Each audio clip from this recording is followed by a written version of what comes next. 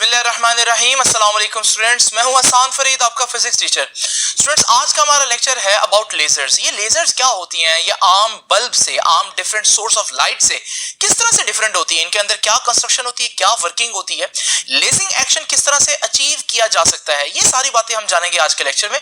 तो आइए student start करते हैं आज का लेक्चर। स्टूडेंट्स, लेजर एक ऐसी चीज है जो हमें बचपन से बहुत फैसिनेट करती है, अपील करती है। यही वजह है कि हर बच्चे का ख्वाब होता है कि वो इस तरह के लेजर पॉइंटर्स जो है वो खरीद सकें और इससे खेल सकें। जब आप लेजर को यूज करते हैं तो आप लोगों ने देखा होगा कि लेजर से निकलने वाली जो लाइट है वो बिल्कुल एक स्ट्रेट बीम की फॉर्म में चलती है, और ये लाइट जो है वो बिल्कुल प्योर सिंगल कलर की होती है, व्हाइट कलर की नहीं होती, या ये ग्रीन होगी या रेड होगी, कोई प्योर कलर होगा। और हम देखते हैं कि ये जो हमारे पास लाइट है ये काफी ज्यादा इंटेंस होती है। इस वजह से अक्सर कहा जाता है कि आपने लेजर लाइट के जो सोर्स है उसकी तरफ नहीं देखना। तो स्टूडेंट्स, ये जो हमारे पास लेजर है, आप देख रहे हैं कि हमारी ऑर्डिनरी लाइट की जो सोर्सेज हैं जैसे कि आम बल्ब है उससे डिफरेंट है। आम बल्ब में आप देखते हैं कि लाइट जो है वो हर डायरेक्शन में एमिट हो रही होती है, यानी कि लाइट की जो एमिशन है वो रैंडम है। लेकिन आप यहां पर देख रहे हैं कि लेजर के अंदर बीम ये बता रही है कि जो भी फोटॉन्स निकल रहे हैं वो सब के सब इसी डायरेक्शन में जा रहे हैं। यानी कि हम देख सकते हैं कि इस बीम के अंदर फोटॉन्स की तादाद बहुत ज्यादा है। यही वजह है कि ये बीम बहुत ज्यादा इंटेंस होती है। इसी तरह से स्टूडेंट्स, आप देख सकते हैं कि ये सारे फोटॉन्स एक प्योर कलर से बिलोंग करते होंगे, या प्योर रेड होंगे या प्योर ग्रीन होंगे। यानी ये जो लाइट है लेजर से निकलने वाली, ये मोनोक्रोमैटिक लाइट है।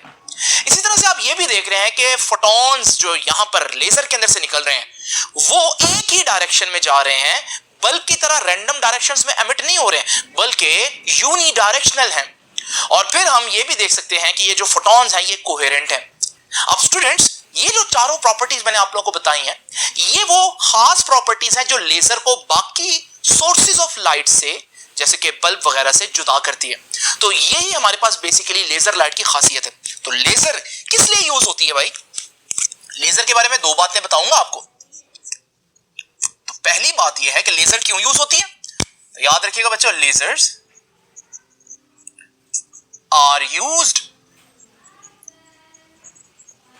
To produce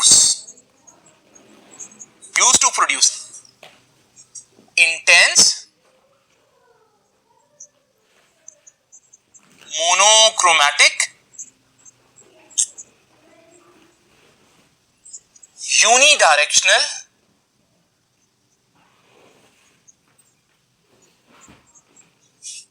and coherent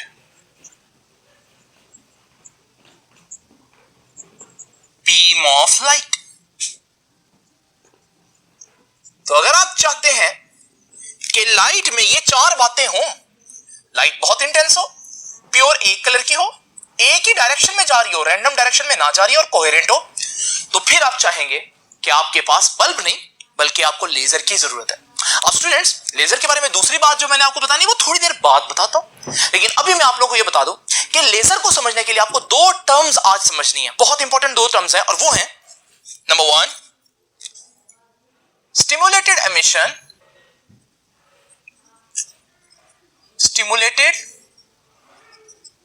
emission, दूसरी टर्म है पॉपुलेशन इन्वर्जन। ये वो दो प्रोसेस हैं जिनके बगैर लेजिंग एक्शन हो ही नहीं सकता, लेजर लाइट बन ही नहीं सकती। तो याद रखिएगा, मैं कह सकता हूं ये क्या है दोनों? ये दोनों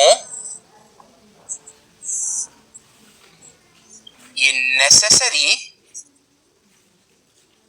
प्रोसेस है फॉर लेजिंग एक्शन।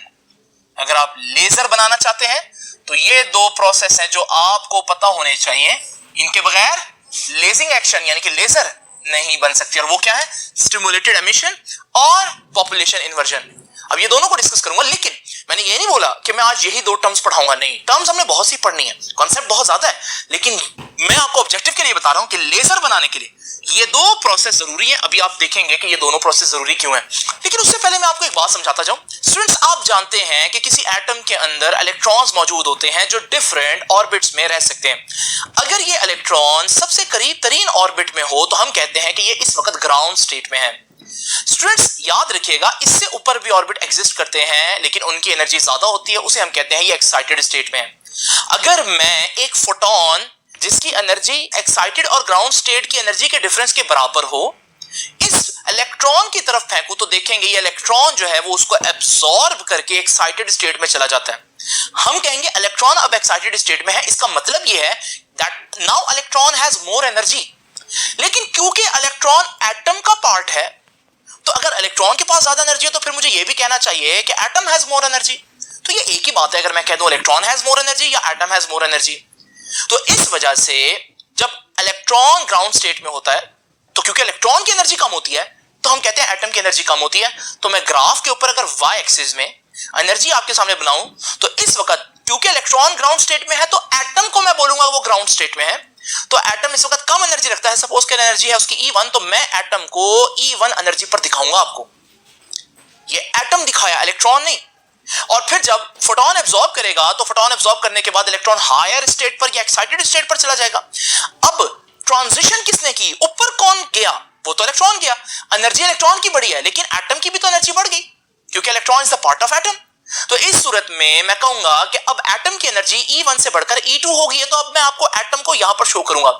अब बच्चे समझते हैं कि एटम ने ट्रांजिशन किया, नहीं स्टूडेंट्स, ट्रांजिशन इलेक्ट्रॉन कर रहा है। ये जो ग्राफ के ऊपर मैं दिखा रहा हूं ये रियलिटी नहीं है, ये ग्राफ है, ये मैं इस सिचुएशन को ग्राफ के तौर पर रिप्रेजेंट कर रहा हूं।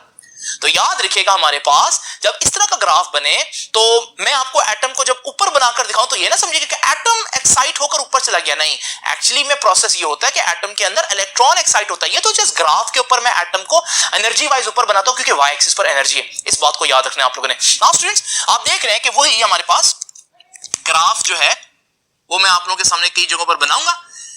ये इस वक्त E1 है, ग्राउंड स्टेट है, ये E2 है, एक्साइटेड स्टेट है, और एटम जो है बहुत से एटम्स में से एक एटम मैं आपको दिखा रहा हूं वो इस वक्त ग्राउंड स्टेट में है। इसका मतलब क्या है कि उसका इलेक्ट्रॉन जो है वो ग्राउंड स्टेट में है। अब स्टूडेंट्स याद रखिएगा अगर मैं एक फोटोन, जैसे कि मैंने अभी आप लोगों को बताया, एक फोटोन जो कि इतने डिफरेंस की एनर्जी का हो यानी E2 माइनस E1 एनर्जी का हो, इस पर बम्बार्ड करूं तो ये इसको एब्जॉर्ब करेगा और इसके अंदर मौजूद इलेक्ट्रॉन इसको एब्जॉर्ब करेगा, जैसे कि मैंने आपको दिखाया। तो वो इलेक्ट्रॉन एक्साइटेड स्टेट में चला जाएगा। जब इलेक्ट्रॉन एक्साइटेड स्टेट में चला जाएगा तो हम कह सकते हैं कि एटम एक्साइट हो गया। और ग्राफ के ऊपर मैं आपके सामने दिखा सकता हूं कि एटम यहां से ग्राफ के ऊपर कम एनर्जी वाली जगह से कहां चला गया, ज्यादा एनर्जी वाली जगह पर। तो इसे हम कहते हैं कि एटम क्या हो गया, एक्साइट हो गया। अब स्टूडेंट्स बात यह है कि एटम कैसे एक्साइट हुआ। डेफिनेटली उसने एक फोटोन एब्जॉर्ब किया, तो इस प्रोसेस को मुझे क्या कहना चाहिए, एब्जॉर्प्शन कहना चाहिए। और देखिए मैंने कहा भी है तो एब्जॉर्प्शन तो है, लेकिन स्टूडेंट्स क्या खुद ब खुद वो एक्साइट हो गया, नहीं, खुद ब खुद एक्साइट नहीं हुआ, बल्कि मैंने उसको फोटोन बम्बार्ड करके मजबूर किया कि वो एक्साइट हो जाए। जब मैं मजबूर करता हूं, मैं इन्फ्लुएंस करता हूं उसको, मैं उसको स्टिमुलेट करता हूं, उसको इंड्यूस करता हूं, तो फिर मैं वर्ड लगाऊंगा स्टिमुलेटेड, या इसके लिए एक और वर्ड यूज हो सकता है इंड्यूस्ड। स्टिमुलेटेड का मतलब है मैं किसी को उकसा रहा हूं कि वो एक्साइटेड हो जाए, तो फिर यहां एब्जॉर्प्शन हुई और मेरे उकसाने पर हुई, तो हम कहेंगे स्टिमुलेटेड एब्जॉर्प्शन। तो ये है पहला प्रोसेस जो आपको पता होना चाहिए कि स्टिमुलेटेड एब्जॉर्प्शन। स्टिमुलेटेड एब्जॉर्प्शन में क्या होता है, एक एटम ग्राउंड स्टेट में एनर्जी एब्जॉर्ब करके हायर स्टेट पर चला जाता है। तो what happened in stimulated absorption, in stimulated, जिसका दूसरा नाम इंड्यूस भी हो सकता है, एब्जॉर्प्शन क्या होता है जी, atom absorbs a photon and move to excited state. लेकिन याद रखिएगा मैं कह तो एटम के लिए रहा हूं, लेकिन एक्चुअली में वो कौन है जो एब्जॉर्ब कर रहा है फोटोन, एटम के अंदर मौजूद इलेक्ट्रॉन। और मैं कह तो रहा हूं कि एटम एक्साइटेड स्टेट में मूव कर गया, ये चला गया, लेकिन एक्चुअली वो एटम के अंदर कौन है जो एक्साइटेड स्टेट में चला गया, वो इलेक्ट्रॉन है। लेकिन क्योंकि वही बातें मैं एटम पर अप्लाई कर सकता हूं इसलिए मैंने लिख दिया। ये है स्टिमुलेटेड एब्जॉर्प्शन। अब एटम कहां पहुंच चुका है, अब एटम पहुंच चुका है एक्साइटेड स्टेट में, जहां उसकी एनर्जी बहुत ज्यादा है क्योंकि उसने वो एनर्जी, वो जो फोटोन था, वो एब्जॉर्ब किया हुआ है। अब स्टूडेंट्स यहां आकर ये क्या करेगा, इसके लिए हमारे पास दो पॉसिबिलिटीज हैं। इसलिए आप देख रहे हैं कि स्टिमुलेटेड एब्जॉर्प्शन से आगे दो तरफ मैंने दो हेडिंग्स दी हैं ये वो दो पॉसिबिलिटीज हैं जो स्टिमुलेटेड एब्जॉर्प्शन के बाद हो सकती हैं, यानी कि एक दफा एटम जब एक्साइट हो जाए तो वो दो काम कर सकता है। पहला काम वो क्या करेगा, पहला काम ये करेगा कि थोड़ी देर बाद वो खुद ब खुद वापस वो जो फोटोन उसने एब्जॉर्ब किया था रिलीज कर देगा किसी भी रैंडम डायरेक्शन में, और डेफिनेटली उसकी एनर्जी उतनी ही होगी जितना इनका डिफरेंस है, E2 माइनस E1। तो इसने वो फोटोन एब्जॉर्ब कर दिया और फोटोन एब्जॉर्ब करके वापस ग्राउंड स्टेट में आ जाएगा, और यहां से मैं अब इसको यहां पर हटा रहा हूं, तो यहां से यहां पर आ गया वापस ग्राउंड स्टेट में। और उसने फोटोन किसी भी रैंडम डायरेक्शन में, ये बहुत इंपॉर्टेंट बात है, किसी भी रैंडम डायरेक्शन में एमिट कर देगा। अब स्टूडेंट्स ये डायरेक्शन कोई भी हो सकती है, आप बताएं इस प्रोसेस को क्या कहना चाहिए, एब्जॉर्प्शन के एमिशन? आप फौरन कहेंगे सर फोटोन एमिट हो रहा था, एमिशन ही कहेंगे। फिर मैं अगर आपसे पूछूं चले एमिशन कह दिया, क्या ये खुद ब खुद हुआ या यहां भी मैंने कुछ किया? आप कहेंगे सर यहां तो आपने कुछ नहीं किया, उसने जो फोटोन एब्जॉर्ब किया था उसने खुद ब खुद एमिट कर दिया। खुद ब खुद के लिए स्टिमुलेट तो नहीं कह सकता मैं, खुद ब खुद के लिए वर्ड यूज करूंगा स्पॉन्टेनियस। तो ये क्या है, स्पॉन्टेनियस एमिशन है, वो जो फोटोन उसने एब्जॉर्ब किया वो खुद ब खुद किसी भी रैंडम डायरेक्शन में एमिट कर देगा। तो इसमें क्या हो रहा है स्पॉन्टेनियस एमिशन में, in spontaneous emission atom emits a photon किसी खास डायरेक्शन में, नहीं कोई खास डायरेक्शन नहीं, जहां उसका दिल करेगा उस डायरेक्शन में कर सकता है। a photon in any random direction, किसी भी डायरेक्शन में कर सकता है, in any random direction, ठीक है। फोटोन किसी भी रैंडम डायरेक्शन में एमिट करेगा और क्या करेगा, जब फोटोन एमिट कर दिया तो फिर ग्राउंड स्टेट में आ जाएगा and move to ground state. Students photon निकला, क्या ये प्रोसेस लेजर बन सकता है? अब मसला क्या है इस प्रोसेस में, इस प्रोसेस में मसला क्या है, जो आपका फोटोन एमिट हो रहा है वो रैंडम डायरेक्शन में एमिट हो रहा है। अगर मेरे पास ये काम बहुत से एटम्स करें, मिसाल के तौर पर मेरे पास एक सैंपल है जिसमें बहुत से एटम्स हैं, ये सारे एक्साइटेड हैं, अचानक से सारों ने स्पॉन्टेनियसली एमिट करा फोटोन, तो जैसे ही स्पॉन्टेनियस एमिशन होगी, क्योंकि फोटोन ने रैंडम डायरेक्शन में निकलना है, तो किसी का फोटोन किसी डायरेक्शन में, किसी का फोटोन किसी डायरेक्शन में, इससे क्या होगा, इससे ये होगा कि हमारे पास लाइट हर डायरेक्शन में निकलेगी। और ये प्रोसेस, इसका मतलब लेजर तो नहीं हो सकता, फिर ये प्रोसेस क्या है, ये वो प्रोसेस है जो आपके बल्ब्स में यूज हो रहा होता है। तो बल्ब में क्या होता है, बल्ब में हर डायरेक्शन में लाइट एमिट हो रही होती है, उसकी वजह क्या है, बल्ब के अंदर स्पॉन्टेनियस एमिशन हो रहा होता है। इसका मतलब स्पॉन्टेनियस एमिशन लेजर प्रोड्यूस नहीं कर सकता।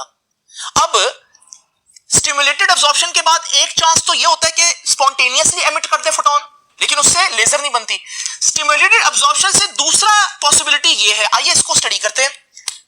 अब फिर से याद करें कि एब्जॉर्प्शन में उसने फोटोन एब्जॉर्ब किया और कहां जा चुका है, एक्साइटेड में। तो एक्साइटेड में होगा तो दो काम हो सकते हैं, पहला काम यह खुद ब खुद नीचे आ जाए और किसी भी डायरेक्शन में फोटोन एमिट कर दे, ये मैंने पढ़ा दिया।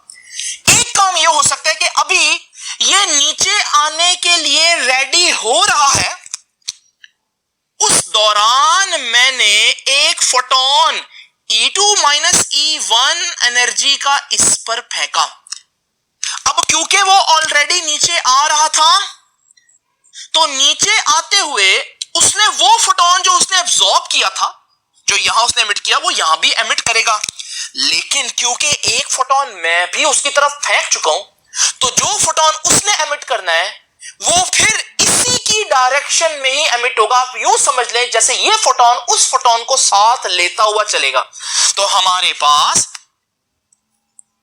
ये फोटोन, एक फोटोन जो इसके ग्राउंड स्टेट पर आने की वजह से एमिट हुआ, और एक फोटोन जो मैंने फेंका, वो दोनों सेम डायरेक्शन में जा रहे होंगे, यानी सेम डायरेक्शनल है।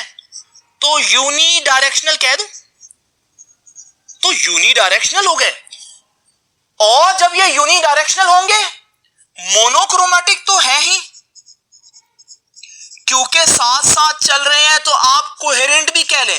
कोहेरेंट को मैं ज्यादा डिस्कस इसलिए नहीं कर रहा क्योंकि कोहेरेंट को मैंने चैप्टर 9 फर्स्ट ईयर में बड़ी डिटेल में डिस्कस किया, अगर आपको समझना हो तो वहां पर देखें। अब यहां पर आप लोग देख रहे हैं कि हमारे पास फोटोन फिर से एमिट हुआ, जैसे यहां एमिट हुआ था, लेकिन क्या एमिशन तो मैं बोलूंगा, लेकिन क्या मैं इसको स्पॉन्टेनियस एमिशन बोलूंगा? नहीं। आप कहेंगे सर यहां तो आपने भी एक फोटोन फेंका है, आपने भी उसको स्टिमुलेट किया है, आप उस पर असरअंदाज हुए, तो इसे एमिशन तो बोलेंगे लेकिन स्टिमुलेटेड एमिशन बोलेंगे।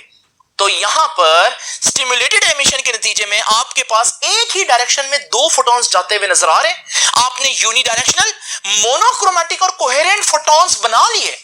यूनिडायरेक्शनल, मोनोक्रोमैटिक और कोहेरेंट फोटॉन्स बना लिए, जो कि किसकी जरूरत है? वो तो लेजर के लिए जरूरी है। इसका मतलब लेजर बनाने के लिए वो कौन सा प्रोसेस है जो आपको एक ही डायरेक्शन में चलते हुए फोटॉन्स दे सकता है? वो ये वाला प्रोसेस है। कौन सा प्रोसेस? Stimulated emission. और जब आपके पास दो फोटॉन्स एक ही डायरेक्शन में जा रहे होंगे तो याद रखिएगा लाइट की जो इंटेंसिटी है वो बढ़ जाएगी, एम्पलीफाई हो जाएगी लाइट, इसे हम बोलते हैं। मिसाल के तौर पर ये एक फोटॉन अगर अकेला हो तो आप देख रहे हैं इसकी ब्राइटनेस कुछ इतनी है, लेकिन अगर यहां पर एक और फोटॉन हो तो उसकी भी ब्राइटनेस ऐसी होगी, लेकिन जब ये दोनों फोटॉन्स मिलेंगे तो एम्पलीफाई हो जाएंगे ये, और एम्पलीफाई होकर आप देख रहे हैं ब्राइटनेस बढ़ गई है। मैं इस प्रोसेस को क्या कहूंगा? What is happening in this process? मैं कहूंगा कि इसमें लाइट एम्पलीफिकेशन हो रही है, लाइट एम्पलीफाई हो रही है। किस प्रोसेस के जरिए? Light amplification by stimulated emission. किसकी एमिशन हो रही है? रेडिएशंस एमिट हो रही हैं। तो light amplification by stimulated emission of radiation. ये पूरी जो लाइन बनी है, जो सेंटेंस बना है, अगर आप इसका पहला वर्ड हटा लें तो आप देखें ये क्या बन गया? ये तो बन गया लेजर, और यही आज का आर्टिकल है। इसका मतलब लेजर में हर लफ्ज का, हर हर्फ का एक मतलब बनता है, हर अल्फाबेट का, और वो क्या है? याद रखना, इसका एक्रोनिम क्या है? Light amplification. लाइट को एम्पलीफाई करना किस प्रोसेस के जरिए? इस प्रोसेस के जरिए, यानी light amplification by stimulated emission of radiation. Students ये है लेजर। अब स्टूडेंट्स आप देख रहे हैं, आप सोच भी रहे होंगे कि लेजर बन गई है, लेकिन एक मसला है, कितने फोटॉन्स मिले? दो फोटॉन। जो लेजर बीम मैंने आपको स्टार्ट में दिखाई, आप देख रहे हैं उसमें तो हमारे पास ढेरों फोटॉन्स हैं। इसका मतलब यहां पर हम लोगों ने दो फोटॉन्स को तो एक ही डायरेक्शन में अचीव किया, लेकिन हजारों, लाखों, करोड़ों फोटॉन को एक ही डायरेक्शन में कैसे अचीव करेंगे? इसके लिए मैंने आपको बोला कि आज दो प्रोसेस पढ़ने, पहला तो पढ़ लिया, तो अब हम पढ़ेंगे दूसरा प्रोसेस। आप सोच रहे होंगे कि इसको हम किस तरह से अचीव कर सकते हैं, तो आपके आइडिया को भी अब मैं डिस्कस करता हूं नेक्स्ट बोर्ड पर। तो स्टूडेंट्स हम लोगों ने क्या देखा कि अगर हमारे पास एक्साइटेड स्टेट में एक एटम मौजूद हो और वो अपना फोटॉन एमिट करके डी एक्साइट होने वाला हो, और हम एक और फोटॉन फेंक दे, तो आप देखेंगे कि जब वो डी एक्साइट होगा तो उसका एमिट करदा फोटॉन जो है वो हमारे फोटॉन के साथ एक ही डायरेक्शन में मूव करेगा। Hence we have achieved two photons moving in the same directional, या टू यूनिडायरेक्शनल फोटॉन्स। लेकिन स्टूडेंट्स आप लोग जानते हैं कि लेजर बीम के अंदर दो नहीं बल्कि बेतहाशा फोटॉन्स हैं जो सेम डायरेक्शन में जा रहे होंगे। तो बेतहाशा फोटॉन्स हम कैसे लेंगे? अब आप सोच रहे होंगे कि यार अगर एक एटम दो फोटॉन्स दे रहा है, तो अगर हम इसी चीज को बहुत से एटम्स पर इकट्ठे इंप्लीमेंट कर दें, तो फिर हमारे पास अगर बहुत से एटम्स एक्साइटेड स्टेट में हो, एक नहीं बल्कि बहुत से एटम्स, और फिर हम उन पर फोटॉन्स बम्बार्ड करें और वो डी एक्साइट हो और वो सारे फोटॉन्स जो है वो एक ही डायरेक्शन में मूव करेंगे, तो अब हमारे पास बहुत से फोटॉन्स आ तो गए। इसका मतलब हमारे पास बहुत से फोटॉन्स जो है वो एक ही डायरेक्शन में अचीव करना कोई मुश्किल काम नहीं है। बस जाहिर ऐसा लग तो रहा है, लेकिन स्टूडेंट्स आप लोग जानते हैं इतने ज्यादा फोटॉन्स एक ही डायरेक्शन में लेने के लिए बहुत से एटम्स एक्साइटेड स्टेट में होना जरूरी है। यानी आप यूं देखें कि बहुत से एटम से मुराद है कि ग्राउंड स्टेट से कम एटम एक्साइटेड स्टेट में है, लेकिन रियलिटी में ऐसा नहीं होता। ये तो ऐसे ही है जैसे आप देखें कि दुनिया में बहुत कम गरीब लोग हों और अचानक से बाकी सारे लोग अमीर हो जाएं। ये तो नॉर्मली ऐसा नहीं होता। नॉर्मली क्या होता है? नॉर्मली ये होता है कि बहुत से गरीब होते हैं और चंद एक अमीर होते हैं। तो बिल्कुल ऐसा ही होगा। याद रखिएगा, जब आप किसी भी एटम के सैंपल को स्टडी करते हैं तो असल हालत ये होती है उस सैंपल की कि उसमें बहुत से एटम ग्राउंड स्टेट में होते हैं जिनके पास एनर्जी बहुत कम होती है, गरीब कह लें आपने, और कुछ ऐसे चंद एटम्स होते हैं जो हमारे पास किसी भी वक्त एक्साइटेड स्टेट में होते हैं। यानी मैं कह सकता हूं एटम की आबादी जो है उसका ज्यादातर हिस्सा नॉर्मल हालात में, उसका ज्यादातर हिस्सा जो है वो गरीब है ग्राउंड स्टेट में, और बहुत थोड़े एटम्स ऐसे हैं जो एक्साइटेड स्टेट में है यानी कि अमीर है। ये है नॉर्मल हालात में एटम की आबादी की तकसीम। तो मैं कह सकता हूं कि ये नॉर्मल पॉपुलेशन है। तो नॉर्मल पॉपुलेशन में क्या होता है, बहुत से एटम्स ग्राउंड स्टेट में होते हैं, लेकिन चंद एक एटम्स जो है वो एक्साइटेड स्टेट में होते हैं। जब चंद एटम एक्साइटेड स्टेट में होंगे तो फिर आपके पास बहुत से फोटॉन्स यूनिडायरेक्शनल नहीं मिलेंगे। तो इसका मतलब हमारे पास नॉर्मल पॉपुलेशन में तो लेजर एक्शन अचीव करना मुमकिन ही नहीं है। नॉर्मल पॉपुलेशन क्या होती है स्टूडेंट्स, इसके अंदर जो हमारे पास ग्राउंड स्टेट एटम्स होते हैं वो तादाद में बहुत ज्यादा होते हैं as compare to excited atoms.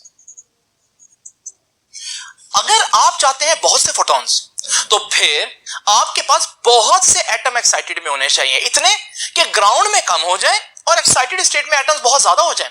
फिर जब वो इकट्ठे डी एक्साइट होंगे फिर आपको बहुत से फोटॉन्स मिलेंगे। लेकिन स्टूडेंट्स ये क्या आम हालत में होता है?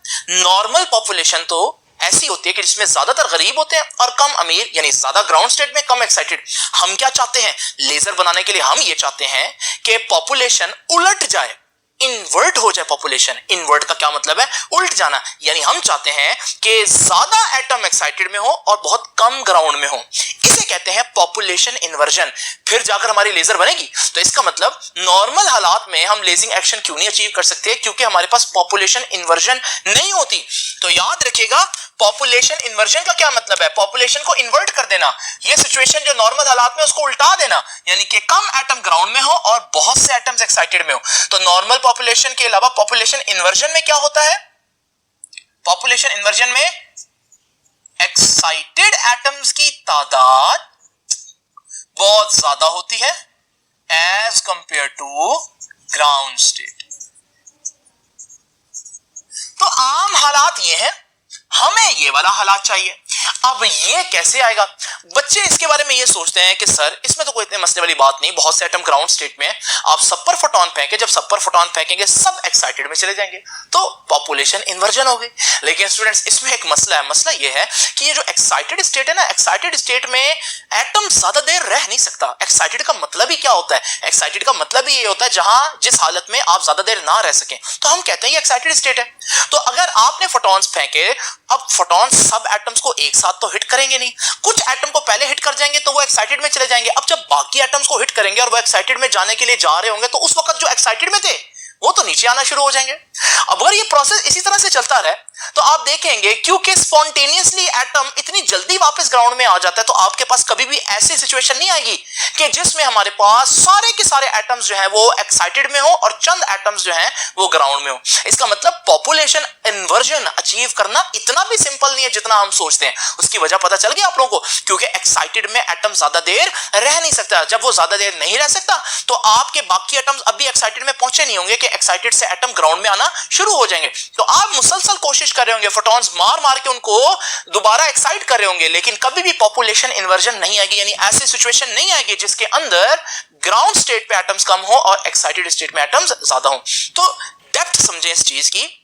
मैं आपको सोचने पर मजबूर कर रहा हूं कि आपको खुद पता चले कि बेसिकली पॉपुलेशन इन्वर्जन इतनी आसान क्यों नहीं है। तो अब आपको पता चल गया। अब स्टूडेंट्स मैं आपको इसके एक सिंपल एग्जांपल देता हूं पॉपुलेशन इन्वर्जन अचीव करने के लिए। स्टूडेंट्स आप लोग किसी भी बारात के साथ जब जाते हैं तो आप लोग देखते हैं डिफरेंट जगहों से डिफरेंट गाड़ियां निकलती हैं। सारी गाड़ियां एक साथ तो नहीं चलती, फिर रश की वजह से कोई पीछे रह जाता है, कोई आगे रह जाता है। लेकिन आप लोग जानते हैं कि मैरिज हॉल में सबने इकट्ठे पहुंचना होता है। अब सब डिफरेंट टाइम पर निकल रहे हैं, लेकिन मैरिज हॉल में सब इकट्ठे कैसे पहुंचेंगे? तो हम पहले ही डिसाइड कर लेते हैं कि भाई डायरेक्ट मैरिज हॉल में नहीं जाना, बल्कि दरमियान में आप किसी जगह स्टे करेंगे ताकि जब सारे वहां पहुंच जाए फिर सारे इकट्ठे चलें। ये जो जगह जहां आपने स्टे करना है ना, ये बड़ी इंपॉर्टेंट है। ये वो जगह है जो सारे जो रैंडम लोग चले थे उनको दोबारा से यूनाइट कर दे। ऐसी ही एक जगह मुझे आज भी चाहिए ताकि एटम जो डिफरेंट टाइम में एक्साइट हो रहे हैं, मैं चाहता हूं कि कोई ऐसी जगह वो जहां थोड़ी देर के लिए रुकें, और जब वो थोड़ी देर के लिए रुकेंगे तो फिर सारे एटम्स उन गाड़ियों की तरह आहिस्ता आहिस्ता वहां जमा होना शुरू हो जाएंगे। जब सारे जमा हो जाएंगे तो मैं सबको फिर इकट्ठे ग्राउंड पर भेजूंगा, जैसे जब सारे जमा हो जाए गाड़ियों पर तो फिर हम मैरिज हॉल की तरफ जाते हैं। अगर ये आसान सी एग्जांपल आपको समझ में आ गई है तो फिर आगे का लेक्चर हमारे लिए आसान है। तो अब हम ये देखेंगे कि how to achieve population inversion. अभी तक हम लोगों ने देखा कि पॉपुलेशन इन्वर्जन है क्या और जरूरी क्यों है। जरूरी क्यों है? बहुत से फोटॉन्स चाहिए। है क्या? जब एक्साइटेड स्टेट में एटम्स की तादाद बहुत ज्यादा हो, ग्राउंड को छोड़कर सारे एक्साइटेड में जा चुके हो। लेकिन फिर हमने ये देखा कि इस स्टेट में आना इतना आसान नहीं है। लेकिन मैंने आप लोगों को वो बारात वाली एग्जांपल से समझाया कि इस स्टेट में आ सकते हैं अगर सारे एटम ये डिसाइड कर ले कि किसी जगह पर हमने स्टे करना है। अब स्टूडेंट्स, यहां तक ये एग्जांपल आप लोग जहन में रखें। अब मैं आप लोगों को बताता हूं कि पॉपुलेशन इन्वर्जन कैसे अचीव करनी है। तो अब स्टूडेंट्स, मैं आप लोगों को एक टर्म बताने लगा हूं, मेटास्टेबल स्टेट। ये मेटास्टेबल स्टेट क्या है? अभी तक तो हम यही डिस्कस करते आ रहे हैं कि दो किस्म की स्टेट्स होती हैं। एक वो स्टेट होती है जिसे हम ग्राउंड स्टेट कहते हैं, मोस्ट स्टेबल स्टेट, ये मैंने आपके सामने शो किया। और एक वो स्टेट होती है जिसे हम एक्साइटेड स्टेट कहते हैं, जिसको मैंने यहां E3 से रिप्रेजेंट किया। ये वो दो स्टेट्स हैं जिनके बारे में आप जानते हैं। लेकिन पॉपुलेशन इन्वर्जन अचीव करने के लिए मैं एक नया कॉन्सेप्ट लेकर आ रहा हूं, और वो नया कॉन्सेप्ट क्या है? वो है मेटास्टेबल स्टेट। अब ये तीनों स्टेट्स के बारे में अगर आप समझना चाहते हैं तो हम एक मैकेनिकल एग्जांपल लेकर चलते हैं। स्टूडेंट, जरा इमेजिन करें कि मेरे पास एक ब्लॉक है और ये ब्लॉक इस वक्त इस मेज के ऊपर बिल्कुल लोएस्ट पोजीशन पर है, यानी आप समझ लें कि ये बिल्कुल लेटा हुआ है। इस वक्त इसका जो सेंटर ऑफ ग्रेविटी है वो मेज के बिल्कुल करीब तरीन है, यानी कि सबसे नीचे है इसके सेंटर ऑफ ग्रेविटी। इस सूरत में हम कहते हैं जब किसी चीज का सेंटर ऑफ ग्रेविटी बहुत नीचे हो तो वो बहुत स्टेबल होता है। तो इसका सेंटर ऑफ ग्रेविटी मैक्सिमम नीचे है, तो हम कहेंगे it is the most stable state of this block. इसे कहते हैं ग्राउंड स्टेट। तो यहां जो हमारे पास ग्राउंड स्टेट है, बेसिकली वो एटम की वो स्टेट है जिसमें एटम की सूरत हाल बिल्कुल वैसी है जैसे उस ब्लॉक की है। जिस तरह से वो ब्लॉक सबसे लोएस्ट एनर्जी पर है और बिल्कुल स्टेबल है, यहां पर जब एटम्स ग्राउंड स्टेट में होंगे तो अपनी लोएस्ट एनर्जी पर होंगे और बिल्कुल स्टेबल होंगे। ये ब्लॉक को अगर मैं यहां पर रखूं तो ये साला साल यहां पर रह सकता है, बिल्कुल से एटम्स भी अगर यहां पर मौजूद हो तो क्योंकि इससे नीचे कोई स्टेट है ही नहीं जाने के लिए, तो वो यहां पर बहुत अरसे तक रह सकते हैं। तो ग्राउंड स्टेट वो स्टेट है जहां एटम लामहदूद वक्त तक के लिए रह सकते हैं। मैं यहां पर कह सकता हूं कि यहां रहने का टाइम, अगर हम इनको ना छेड़ें तो यहां रहने का टाइम कितना है? इन्फिनिटी है। अब स्टूडेंट्स जरा तवज्जो कीजिए, अगर मैं इस ब्लॉक को कुछ इस तरह से मूव कर दूं तो आप देखेंगे ये ब्लॉक इस कंडीशन में ज्यादा देर नहीं रह सकता। जब मैं इसको छोड़ूंगा तो आप देखेंगे ये फौरन ही ग्राउंड स्टेट की तरफ जाएगा। तो ये जो स्टेट हुई ना ब्लॉक में जिसमें वो ज्यादा देर नहीं रह सकता, इसे हम कहते हैं एक्साइटेड स्टेट। अच्छा, ये एक्साइटेड स्टेट क्यों है? क्योंकि देखें इसका centre of gravity higher position पर है। जब सेंटर ऑफ ग्रेविटी ज्यादा हो तो इस सूरत में आप ज्यादा देर उस स्टेट में नहीं रह सकते। एक्साइटेड स्टेट की डेफिनेशन यही है, वो स्टेट एनर्जी की वो स्टेट जिसमें आप ज्यादा देर ना रह सकते हो। तो ये है एक्साइटेड स्टेट। एक्साइटेड स्टेट वो स्टेट है जिसमें आप ज्यादा देर नहीं रह सकते। इलेक्ट्रॉन के लिए भी या एटम के लिए भी यही है। तो ये वो स्टेट है E3 जहां एटम ज्यादा देर के लिए नहीं रह सकता। कितनी देर के लिए रह सकता है? याद रखिएगा 10⁻⁻⁸ सेकंड्स रह सकता है सिर्फ। ठीक है जी, इतने कम टाइम के लिए यहां रह सकता है। तो आप सोचे जहां एटम बिल्कुल थोड़ी सी देर के लिए रह सकता हो तो फिर वो कितनी एक्साइटेड स्टेट होगी। अब स्टूडेंट्स, ग्राउंड और एक्साइटेड तो आप लोगों ने ब्लॉक के जरिए समझ ली, लेकिन जरा अब ये सिचुएशन देखें जहां मैं ब्लॉक को मूव करके इस पोजीशन में ले आता हूं। ये स्टेट जो है आप देख रहे हैं कि ग्राउंड स्टेट तो नहीं है, क्योंकि ग्राउंड स्टेट में सेंटर ऑफ ग्रेविटी बहुत नीचे होता है। लेकिन आप देख रहे हैं कि ब्लॉक फिर भी यहां रुका हुआ है। ये उस पोजीशन की तरह नहीं है कि यहां पर मैंने जब छोड़ा तो आप लोगों ने देखा ब्लॉक खुद ब खुद मूव करके ग्राउंड स्टेट में चला गया। लेकिन यहां पर देखें, अगर मैं छोड़ भी दूं तो आप देखेंगे ग्राउंड स्टेट में वो नहीं जाएगा। यानी मैं कह सकता हूं कि यार ये भी काफी हद तक स्टेबल एक पोजीशन है या स्टेबल स्टेट है। ऑल्दो ये उतनी स्टेबल नहीं जितनी ग्राउंड है, लेकिन ये उतनी एक्साइटेड भी नहीं जितनी एक्साइटेड थी, क्योंकि ये यहां काफी देर रह सकता है। इसे मैं कहूंगा ये एक मेटास्टेबल स्टेट है। यानी मेटास्टेबल स्टेट क्या हुई? ये एनर्जी की वो स्टेट हुई जिसमें आप एक्साइटेड से ज्यादा देर गुजार सकते हैं। तो आप लोगों ने देखा अगर मैं कोई ज्यादा फोर्स ना लगाऊं तो ये यहां पर काफी देर तक रह सकता है। तो इसे हम कहते हैं metastable state. Metastable state ground state से कम स्टेबल होती है, लेकिन एक्साइटेड स्टेट से ज्यादा स्टेबल होती है। तो याद रखिएगा यहां पर भी ऐसा है। तो आज एटम के लिए भी हम ऐसे ही करेंगे। ग्राउंड स्टेट थी एटम की और एक्साइटेड थी, लेकिन मैं एक नई स्टेट आपको आज बताने जा रहा हूं जो मेटास्टेबल स्टेट है। और मैंने बताया मेटास्टेबल स्टेट एक्साइटेड के मुकाबले में ज्यादा स्टेबल होती है, लेकिन ग्राउंड के मुकाबले में वो एक्साइटेड ही होती है। तो मेटास्टेबल स्टेट में वो ज्यादा देर गुजार सकता है, जैसे कि ब्लॉक इस पोजीशन में ज्यादा देर गुजार सकता है एक्साइटेड के मुकाबले में। तो एक्साइटेड स्टेट में ब्लॉक फौरन नीचे आ जाएगा, लेकिन इस स्टेबल पोजीशन में वो काफी देर तक रहेगा। तो यहां पर भी ऐसे ही होगा फिर। तो ये मेटास्टेबल स्टेट है जहां पर इलेक्ट्रॉन ज्यादा देर रह सकता है। अब आप पूछेंगे यहां वो कितनी देर रह सकता है, तो यहां वो रह सकता है 10⁻³ सेकंड्स, और इसके मुकाबले में 10⁻⁸ इज वेरी स्मॉल, तो 10⁻³ इसके मुकाबले में ज्यादा है। तो मेटास्टेबल स्टेट क्या है? मेटास्टेबल स्टेट में जो रिजाइडिंग टाइम है एटम का, एटम के रहने का टाइम कितना है, कितनी देर में एटम वहां रह सकता है? 10⁻³ सेकंड्स। और यहां कितनी देर रह सकता है? एक्साइटेड स्टेट में residing time of atom 10⁻⁸ second, बहुत थोड़े टाइम के लिए रह सकता है, इसलिए तो उसको एक्साइटेड बोला। और ग्राउंड में कितना रह सकता है? भाई ग्राउंड में तो हमेशा रह सकता है, क्योंकि उससे नीचे कोई चीज है ही नहीं। अब स्टूडेंट्स, एक बहुत इंपॉर्टेंट प्रॉपर्टी मेटास्टेबल स्टेट की, ये इंपॉर्टेंट प्रॉपर्टी ही पॉपुलेशन इन्वर्जन की वजह बनती है। जरा तवज्जो से देखिए, ये मेरे पास ग्राउंड स्टेट है ब्लॉक की, और ये मेरे पास है मेटास्टेबल स्टेट ब्लॉक की। अब स्टूडेंट्स, आप देख रहे हैं दोनों केसेस में सेंटर ऑफ ग्रेविटी, लेकिन मजे की बात यह है कि आप ग्राउंड से डायरेक्ट मेटास्टेबल स्टेट में उसको लेकर नहीं जा सकते। उसकी वजह क्या है? जब आप इसको मूव करेंगे स्टूडेंट्स, तो मूव करते करते दरमियान में यह पोजीशन नहीं आएगी, और जब यह पोजीशन आएगी तो आप देखें इस वक्त तो सेंटर ऑफ ग्रेविटी जो मेटास्टेबल स्टेट में सेंटर ऑफ ग्रेविटी है उससे भी ऊंचा है। यानी कि इस वक्त आप बहुत एक्साइटेड स्टेट में लेंगे ब्लॉक को। यानी मैं कह सकता हूं कि अगर आप ग्राउंड से मेटास्टेबल में जाना चाहते हैं तो दरमियान में से एक्साइटेड में से गुजरना पड़ेगा। अगर ये बात आपको समझ में आती है तो फिर कोई मसला नहीं, एग्जैक्ट यही बात मैं अप्लाई करूंगा यहां पर। लेकिन दोबारा देख लीजिए, अगर आपने ग्राउंड स्टेट से ब्लॉक को मेटास्टेबल स्टेट में लेकर जाना है तो आपको बीच में एक्साइटेड स्टेट में से गुजरना पड़ता है। तो इसका मतलब हम कह सकते हैं कि मेटास्टेबल स्टेट पर डायरेक्ट जाना मुश्किल है। आपको पहले एक्साइटेड में जाना पड़ता है, फिर आप मेटास्टेबल में जाते हैं, और जब आप मेटास्टेबल में जाते हैं फिर आप फौरन ग्राउंड पे भी नहीं आते, क्योंकि आप मेटास्टेबल स्टेट में काफी देर रह सकते हैं। यानी यहां से मैं एक सेंटेंस बना सकता हूं, और वो क्या है? वो सेंटेंस ये है कि ट्रांजिशन फ्रॉम और transition to metastable state is difficult. गौर से सुनिए, मेटास्टेबल स्टेट पर जाना और मेटास्टेबल स्टेट से जाना दोनों मुश्किल काम है। मेटास्टेबल स्टेट पर डायरेक्ट जाना मुश्किल है, एक्साइटेड में से जाना पड़ेगा, और मेटास्टेबल स्टेट में आगे तो ग्राउंड पर आना मुश्किल है, क्योंकि मेटास्टेबल में आप काफी देर रह सकते हैं। तो ये बड़ी इंपॉर्टेंट लाइन है, बुक ने भी लिखी है कि ट्रांजिशन फ्रॉम और to metastable state is difficult. ये प्रॉपर्टी मैं आपके सामने यहां लिख रहा हूं, इसकी यही पॉपुलेशन इन्वर्जन की वजह बनती है। तो ट्रांजिशन फ्रॉम और to metastable state, metastable state की तरफ जाना और मेटास्टेबल स्टेट से जाना दोनों मुश्किल काम है।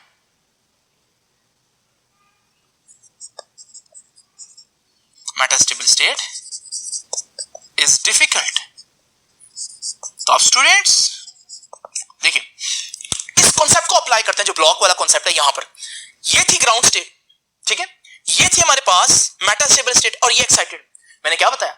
मेटास्टेबल स्टेट पर जाना तो पहले एक्साइटेड में जाना पड़ेगा। अभी ब्लॉक के केस में देखा, तो अगर यहां पर मेरे पास कुछ एटम्स हैं और मैं उन पर फोटोन फेंकता हूं तो वो मेटास्टेबल पर नहीं जाएंगे, बल्कि वो फोटोन एब्जॉर्ब करके डायरेक्ट कहां जाएंगे? एक्साइटेड में। क्योंकि मैंने अभी आपको बताया ब्लॉक के केस में कि ब्लॉक अगर ग्राउंड में है और आप मेटास्टेबल स्टेट में उसको लेकर जाना चाहते हैं, तो जब आप उसको मूव करेंगे पहले वो एक्साइटेड में जाएगा, फिर उसने मेटास्टेबल में जाना है। तो यहां पर ये जो एटम है, जब मैं उनको फोटोन एब्जॉर्ब करवाऊंगा, हालांकि मेटास्टेबल स्टेट मौजूद है, लेकिन नहीं, वो वहां नहीं जाएगा, बल्कि एब्जॉर्ब करके सारे एटम्स कहां एक्साइट होंगे? एक्साइटेड स्टेट E3 में चले जाएंगे। ये मैंने आपके सामने ये ट्रांजिशन दिखाई है कि एटम जाते हुए मेटास्टेबल स्टेट को इग्नोर करके सीधा कहां चले जाएंगे? एक्साइटेड में। अच्छा, जब एक्साइटेड में होंगे, एक्साइटेड में अगर मैं उस ब्लॉक को छोड़ दूं तो वो खुद ब खुद मेटास्टेबल स्टेट में चला जाएगा ना। तो यहां पर भी ऐसा ही होगा, यहां पर एटम्स एक्साइटेड स्टेट में मौजूद होंगे, तो आपको पता है वो ज्यादा देर वहां रह नहीं सकते। जैसे ब्लॉक इस पोजीशन में ज्यादा देर नहीं ना रह सकता, फौरन मेटास्टेबल स्टेट पर चले जाएगा। यहां पर भी ऐसा होगा, इलेक्ट्रॉन या एटम यहां पर ज्यादा देर नहीं रह सकते, क्योंकि टाइम रहने का बहुत कम है, -8। अब फौरन ही एटम्स खुद ब खुद मेटास्टेबल स्टेट की तरफ जाएंगे, खुद ब खुद। यानी यहां कौन सा प्रोसेस हो रहा है ये याद रखेगा, खुद ब खुद को क्या नाम दिया था? Spontaneous emission. तो यहां भी एमिशन होगी, रेडिएशन एमिट होंगी, वो फोटॉन्स मैंने दिखाए नहीं है। अब वो आ गया मेटास्टेबल स्टेट। अब जब मेटास्टेबल स्टेट पर आ गए तो मेटास्टेबल स्टेट तो क्योंकि 10⁻³ सेकंड पर रह सकती है, तो यहां पर एटम मजीद आगे नहीं जाएंगे। तो जैसे मैंने ब्लॉक को जब एक्साइटेड स्टेट में छोड़ा तो वो मेटास्टेबल स्टेट में आ गई, लेकिन क्या आगे ग्राउंड में जा रही है? नहीं। ग्राउंड में कब जाएगी? जब मैं उसको धक्का लगाऊंगा फिर वो ग्राउंड में जाएगी, क्योंकि वो मेटास्टेबल स्टेट थी। अब स्टूडेंट्स यहां पर भी ऐसा होगा, एटम मेटास्टेबल स्टेट में आ चुके हैं, जब वो मेटास्टेबल स्टेट में आएंगे तो यहां से आगे खुद ब खुद नहीं जाएंगे। अब होगा क्या? एटम यहां रुकना शुरू हो गए। ठीक है जी, मैं पीछे से फोटोन मार रहा हूं और एक्साइट हो रहे हैं, एक्साइट होकर फिर मेटास्टेबल स्टेट पर आ गए, लेकिन आगे नहीं गए। ये तो वही काम नहीं हो रहा जो बारात में हो रहा था कि लोग डिफरेंट टाइम्स में चल रहे हैं, लेकिन एक जगह उन्होंने डिसाइड की हुई है जहां पर वो रुकेंगे ताकि फिर इकट्ठे ही मैरिज हॉल में जाए। यहां पर भी स्टूडेंट्स ऐसा ही हो रहा है कि हमारे पास ग्राउंड स्टेट में बहुत से एटम्स थे, मैंने उनको जब फोटोन फेंका तो उनको मैंने एब्जॉर्ब करवाकर एक्साइटेड स्टेट E3 में लेगा। वहां वो ज्यादा देर नहीं रह रहे और फौरन ही E2 पर आ रहे हैं, मेटास्टेबल स्टेट पर, वहां से आगे नहीं जा रहे और मैं उनको मजीद फोटॉन्स को ग्राउंड से लेकर ऊपर लेकर जा रहा हूं और वो भी पहुंचते जा रहे हैं मेटास्टेबल स्टेट पर, लेकिन मेटास्टेबल स्टेट पर क्योंकि वो रह सकते हैं, इस वजह से हमारे पास वहां पर एटम्स जमा होना शुरू हो जाएंगे। इसका नतीजा ये निकलेगा, एक वक्त ऐसा आएगा कि मैं इतने ज्यादा एटम्स एक्साइट करवा चुका हूंगा कि मेटास्टेबल स्टेट पर एटम्स की तादाद ज्यादा होगी और ग्राउंड में कम होगी। कुछ याद आया आपको? आपने एटम्स की आबादी को उलट दिया। ये हालत इस वक्त ऐसी है कि आपके पास गरीब एटम्स यानी कम एनर्जी वाले एटम्स कम और हमारे पास ज्यादा एनर्जी वाले एटम्स की तादाद इस वक्त ज्यादा है। अब स्टूडेंट्स ये वो वक्त आ गया है, ये वो सही टाइम है कि अब मैं इन पर फोटॉन्स फेंकूं। जब मैं इन पर फोटॉन्स फेंकूंगा मैं इनको स्टिमुलेट करूंगा कि वो एमिट करें ग्राउंड की तरफ। तो जैसे ही वो सारे ग्राउंड की तरफ जाएंगे तो जो फोटोन मैंने फेंका प्लस वो जो एमिशन करेंगे वो सारे फोटॉन्स एक ही डायरेक्शन में जाएंगे और यही आपकी लेजर का अंदर का सिस्टम है। ये सारे फोटॉन्स बाहर निकलेंगे और ये वो लेजर बीम बन गई जो मैंने आपको बिल्कुल स्टार्ट में आज के लेक्चर में दिखाई थी। तो यहां पर भी मैंने वही शो किया हुआ है। 3 फोटॉन्स मैंने आपको दिखाए हैं, 3 एटम्स एब्जॉर्ब करके यहां चले गए, फिर वो 3 एटम्स स्पॉन्टेनियसली एमिट करके यहां आ गए, यहां वो जमा हो गए और फिर उसके बाद मैंने एक फोटॉन फेंका। ये फोटॉन क्या प्रोसेस कराएगा? ये इंड्यूस्ड एमिशन करवाएगा, इंड्यूस्ड या स्टिमुलेटेड एमिशन। याद है पहला प्रोसेस जो लेजर को समझने के लिए जरूरी है। और फिर वो सारे के सारे डिके करेंगे और वो फोटॉन्स जो उन्होंने एब्जॉर्ब किए थे प्लस वो फोटॉन जो मैंने फेंका है, क्योंकि वो भी तो उसी डायरेक्शन में चलता है, वो सब एक ही डायरेक्शन में जाएंगे। अब ये बीम बहुत इंटेंस होगी और इनकी एनर्जी क्योंकि यहां से यहां एमिट हुए हैं तो E2 माइनस E1 इनकी एनर्जी होगी। स्टूडेंट्स ये सारी बातें आपकी बुक ने यहां डिस्कस की इस पैराग्राफ में। ये जो लेजिंग एक्शन था ये आप लोग इस हेडिंग के तहत बताएंगे। अब मैंने बजाय बुक की लाइंस लिखकर टाइम वेस्ट करूं, मैंने आप लोगों को कांसेप्ट देने पर ज्यादा ध्यान दिया है और अब आपको समझ लगती होगी कि लेजिंग एक्शन के लिए 2 चीजें जरूरी क्यों हैं। एक तो स्टिमुलेटेड एमिशन और फिर स्टिमुलेटेड एमिशन कब? जब पॉपुलेशन इन्वर्जन अचीव हो चुकी हो, जब बहुत से एटम्स एक्साइटेड में हो ताकि वो सारे इकट्ठे हैं और बहुत से हमारे पास फोटॉन्स है वो बाहर निकले। एक आखिरी बात जो आपकी बुक ने इस पैराग्राफ में एक्सप्लेन की है इसको समझ लीजिए, क्योंकि उससे पहले भी एक आसान एग्जांपल ले लेते हैं। स्टूडेंट्स आप लोग जानते हैं कि एक शख्स अगर दही बनाता है तो दही बनाने के लिए दही की जरूरत होती है। अगर वो पहली दफा दही बना रहा है, दूध में दही डालने के लिए अभी तो उसके पास कोई दही नहीं है, तो इसलिए वो सबसे पहले तो दही किसी से मांग के लाएगा। अब उसने दही बना ली, लेकिन अगले दिन जब उसने दही बनानी है तो क्या फिर वो कहीं से दही मांग कर लाएगा? आप कहेंगे नहीं सर, जो दही उसने कल बनाई है बाकी बेच दे, उसमें से थोड़ी सी रख ले ताकि कल भी दही बना सके। यानी कि जब आप एक चीज बना रहे हैं और वही यूज होनी है तो आप थोड़ी सी बचाकर रख रहे हैं ताकि वही यूज हो जाए। यही काम हम यहां पर करेंगे। देखें आप बना भी फोटॉन रहे हैं और एक्साइट करने के लिए भी फोटॉन ही चाहिए। चले शुरू में तो आपने इलेक्ट्रिसिटी के जरिए डिस्चार्ज करके फोटॉन प्रोड्यूस कर लिया। जब आप लेजर का बटन दबाते हैं सेल डालकर तो क्या होता है बेसिकली इलेक्ट्रिसिटी के जरिए आप ये वाले फोटॉन्स प्रोड्यूस करते हैं, या आप जो समझ ले इलेक्ट्रिसिटी के जरिए आप ग्राउंड से एक्साइटेड में लेकर, जब आप एक्साइटेड में ले गए फिर आपके पास ये फोटॉन्स बने, क्या आप बार बार फिर दोबारा से नए फोटॉन्स बनाएंगे? नहीं।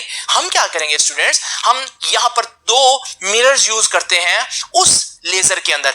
एक एंड पर जो मिरर होता है वो प्योर रिफ्लेक्शन करता है, जबकि दूसरे एंड पर जो मिरर होता है वो पार्शियली रिफ्लेक्टर है। पार्शियली रिफ्लेक्टर का मतलब है उससे लाइट रिफ्लेक्ट भी हो सकती है और उसमें से लाइट पास भी कर सकती है। अगर कुछ फोटॉन्स आ रहे हैं तो टकराने के बाद कुछ उसमें से पास कर जाएंगे और कुछ वापस आ जाएंगे, जबकि दूसरे एंड पर जो मिरर है वो कंप्लीट रिफ्लेक्टर है, यानी लाइट उससे टकराने के बाद बस रिफ्लेक्ट होती है।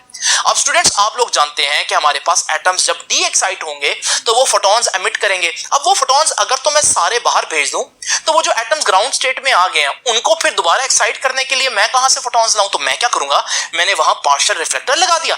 अब जब लेजर एक्शन के जरिए फोटॉन्स एमिट होंगे तो वो फोटॉन्स जो है वो इस रिफ्लेक्टर से टकराएंगे।